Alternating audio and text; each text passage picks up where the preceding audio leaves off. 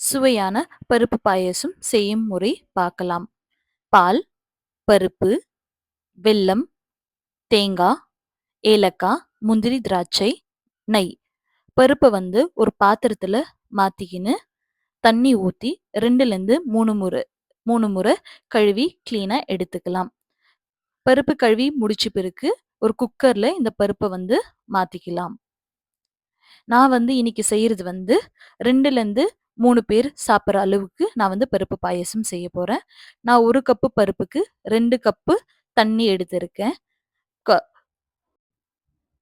Cooker மூடி case ஸ்டவ்ல வச்சு, சிம்ல வச்சு 2லேருந்து 3 விசில் ஆவற வரைக்கும் நம்ம வெயிட் பண்ணலாம். இப்போ பருப்பு 3 விசில் வச்சு நம்ம எடுத்துட்டாச்சு.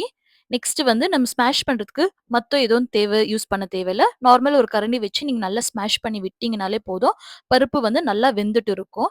நெக்ஸ்ட் ஒரு பாத்திரம் வச்சு 1 கப்பு வெல்லம் போட்டு, அதற்கு தேவையான அளவுக்கு நம்ம தண்ணி ஊத்திக்கலாம். தண்ணி ஊத்தி சிம்லயோ ஆர் ஃபுல் ஃப்ளேம்லயோ வச்சு நல்லா நீங்க கிண்டி விட்டுனே இருக்கலாம்.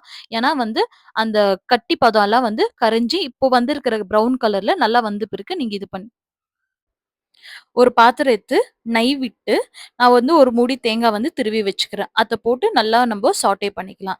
தேங்காய் கலர் மாறுன உடனே நம்ம என்ன பண்ணிக்கலாம், அந்த பாத்திரத்த மாத்திக்கலாம்.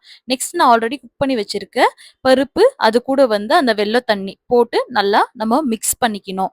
இது நல்லா மிக்ஸ் பண்ணிட்ட பிறகு, நம்ம நம்ம குக் பண்ணிக்கிற பருப்பு கூட வெல்ல தண்ணியும் ஊத்தி நல்லா மிக்ஸ் பண்ணிக்கலாம். இது கூட நெக்ஸ்ட் நம்ம ரோஸ்ட் பண்ணிக்கிற தேங்காவ போட்டு நல்லா அதையும் சேர்த்து மிக்ஸ் பண்ணிக்கலாம்.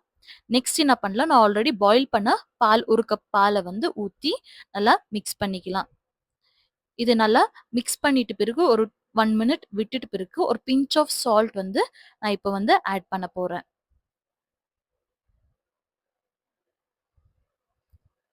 அடுத்து நான் ஏலக்காவ தட்டி வச்சிருக்கேன். அந்த ஏலக்காவ ஆட் பண்ணிக்க போறேன்.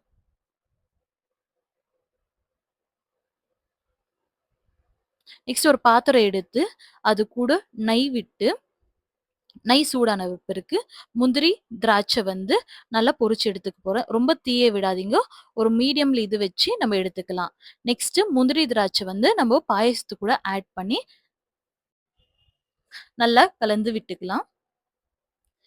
நெக்ஸ்ட் இந்த பாயாசத்த ஒரு பவுல்ல மாத்தி, உங்களுக்காக இதோ சுவையான பருப்பு பாயாசம் ரெடி.